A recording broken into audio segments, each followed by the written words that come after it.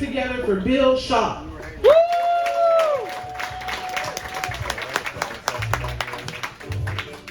Thank you very much, Jeff Pupply. So, these open mics, they're kind of like A-cup night at the strip club. Oh. You got a good idea of what you're going to see, but everybody's hoping somebody bigger shows up. And with that, we have a special guest for you tonight. Who's on this? No, it's just going to be me. So, a little bit about myself. I'm close to 50 years old. I'm 58. I'm a lawyer by day. I do comedy at night. Here's a shocker. I'm divorced. But when I was married, my wife, she worked for the Make-A-Wish Foundation, which was very gratifying work for her, incredibly stressful for me, because anytime she did something nice for me, I thought I had cancer. And when she started faking her orgasms, I thought hospice care was right outside the door. Another little fun fact about me is that before I got into comedy, before I got into the law, I was in a pretty successful band. One you guys probably heard of. I was the drummer for the Cars for Kids band. We had one hit, 1877. Yeah. Everybody's annoyed by that song, right? Yeah. I had to get out of that band. I developed a little bit of a substance abuse problem. And I was always the guy who had the straw or the needle trying to get into that juice box. Juice box humor is not as funny as I thought, but no, I am 58. I'm single. I date, and a few years ago, I was in I was dating this woman. We were doing a distance relationship. She called it a distance relationship. I called it a restraining order, and she had to stay 300 feet away from me. And it wasn't that I was in fear of my safety. It was that she was a little bit like Johnny Depp's ex-wife, Amber Heard. So it was more about protecting my stuff from her shit, if you remember the story correctly. Now, more recently, I've been dating this Chinese woman. Very smart, funny, pretty. We get along great. But here's what I learned about Chinese women. They're kind of like Teslas.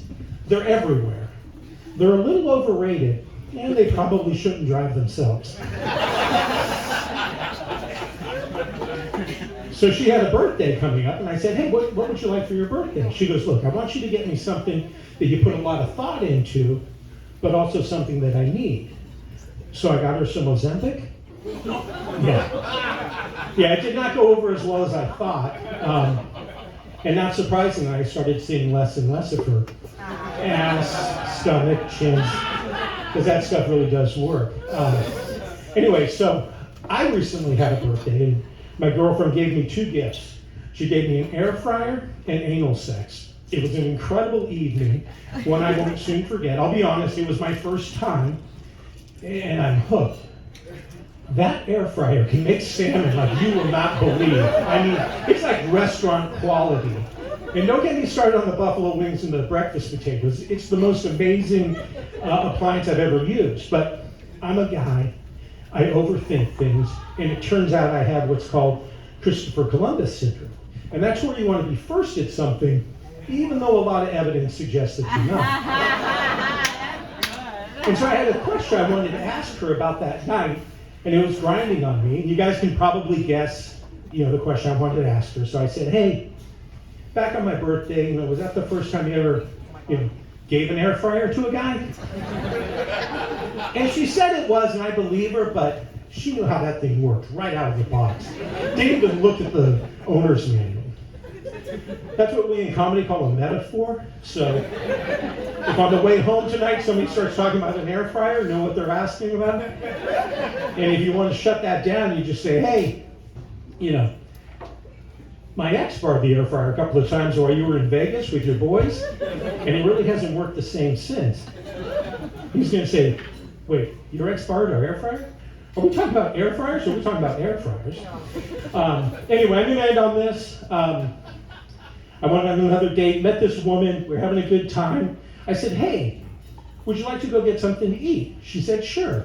I go, what do you feel like? She goes, not seafood. I'm like, okay, like German food? And she goes, sure. And I said, I'm sitting there going, my questions and her answers aren't lining up. And I said, are you saying not seafood, or are you saying not seafood? She goes, look, I don't eat anything from the ocean, But coincidentally, I hate Jews. I'm like, whoa, whoa. I can tell you right now, this is not going to work out between us. I'm a pescatarian. But if you know how an air fryer works, maybe we can find some common ground. Hey. My name's Phil Schott and I do stand-up. Thank you very much.